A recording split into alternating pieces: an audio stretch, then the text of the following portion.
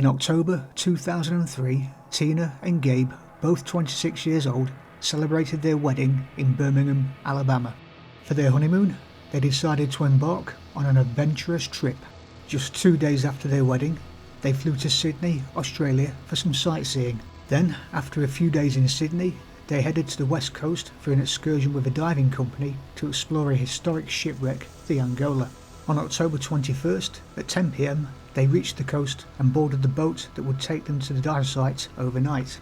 Upon arrival at 2 a.m, the couple was already asleep in their bunk, resting before the dive the next day. The following morning, on the 22nd at 9 a.m, Tina and Gabe, along with the crew and other divers, gathered on the deck for a briefing on the equipment and dive route. They had everything they needed, except for a set of air tanks provided by the crew. Once geared up, they entered the water with a group of 4 other divers to explore the wreck. However, shortly after, they resurfaced because Gabe's dive computer was malfunctioning. After fixing the issue by repositioning the battery, they dived back into the water. The shipwreck being explored was a passenger boat from the early 1900s that sank off the coast and has now become a popular diving spot. Situated near a section of the Great Barrier Reef, it lies at a depth of 16 to 30 metres, making it accessible for recreational divers. The couple's plan was to descend along the anchor line, swim across the upper part of the wreck, and then ascend using a second anchor line back to the surface. However, shortly after entering the water, Gabe resurfaced alone without Tina. He urgently called for assistance in retrieving her, prompting one of the crew members to jump into the water and search for her. Eventually, the crew member found Tina lifeless on the ocean floor and brought her back to the boat. Despite efforts to revive her for 45 minutes, Tina could not be saved. This was, of course, an incredibly tragic incident for a couple on their honeymoon. One moment they were in love and about to spend the rest of their lives together, and the next they were torn apart. In the midst of investigating the incident, inconsistencies began to arise. Firstly, everyone on the boat, except for Tina, was an experienced diver. This particular dive, known as a red dive, due to the challenging conditions caused by strong currents, is typically recommended for advanced divers. Investigators questioned Gabe about their decision to undertake this dive and why they had declined an orientation session and the presence of a guide. While it is not uncommon for individuals to overestimate their abilities, Gabe's behaviour and account of the events raised suspicions. According to Gabe, they quickly realised the difficulty of the dive upon entering the water. Tina gestured to him, indicating that she wanted to ascend due to the strong current. In response, Gabe signalled for her to inflate her buoyancy device so they could float back up together. However, when Tina attempted to inflate it, she encountered a problem as nothing happened. Meanwhile, Gabe claimed to have grasped her to assist in pulling her up, but in the process she accidentally knocked off his mask.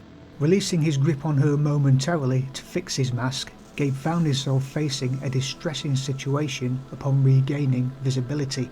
Tina had descended 10 feet below him and was rapidly sinking. Despite her desperate attempts to reach out to him, Gabe was unable to reach her in time. Realising the urgency of the situation, he resurfaced and immediately called for assistance.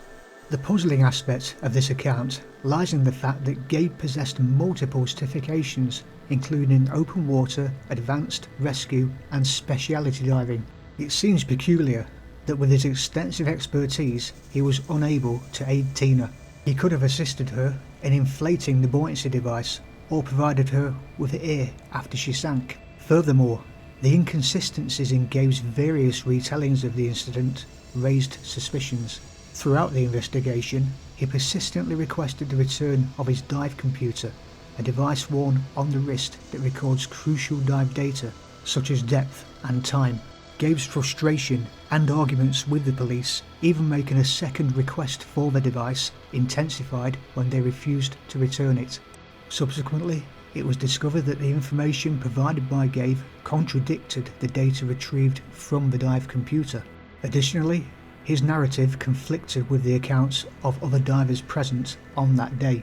The examination of Tina's body and equipment further deepened the sense of doubt surrounding the entire incident. It was determined that Tina had drowned, yet her regulator remained in her mouth. Her tank was still filled with air and her equipment showed no defects. Based on this evidence, the prosecution later presented the following sequence of events.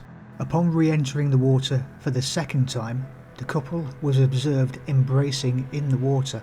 Witnesses described it as Gabe bear-hugging Tina. It is believed that during this embrace, Gabe turned off her air valve and held her until she suffocated. Subsequently, he switched her air back on and watched as she descended to the bottom. His dive computer seemed to support this theory, as the ascent recorder was slower than expected, suggesting he may have stayed to ensure her demise. Furthermore, his dive computer reportedly beeped before the battery was changed, indicating it was functioning properly. It is speculated that he used this as an excuse to separate Tina from the other divers. The final piece of the puzzle was a motive. Why would a newlywed husband want to eliminate his wife? Why not simply not marry her? Allegedly, Tina had informed her father that, shortly before the wedding, Gabe had requested her to increase her company's life insurance policy to the maximum amount, with him as the sole beneficiary.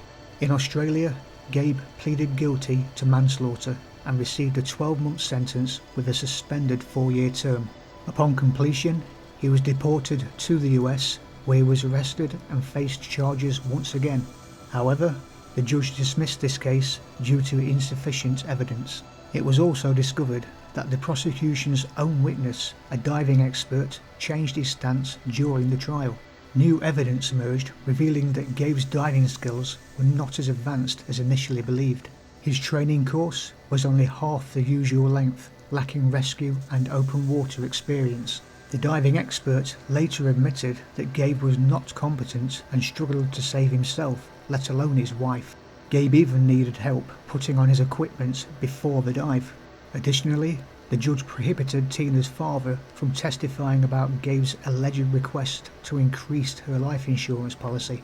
Following his acquittal in 2007, Tina's family noticed that gifts left on her grave were repeatedly vandalised or stolen, despite being secured to the ground.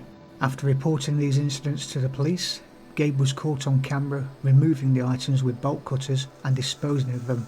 As a result, he was ordered to stay away from Tina's grave. Upon re-examining the case in recent years, many diving experts believe that the tragedy was caused by individuals lacking the necessary skills for such activities, leading to a preventable death. However, Gabe's subsequent actions are in the very least questionable.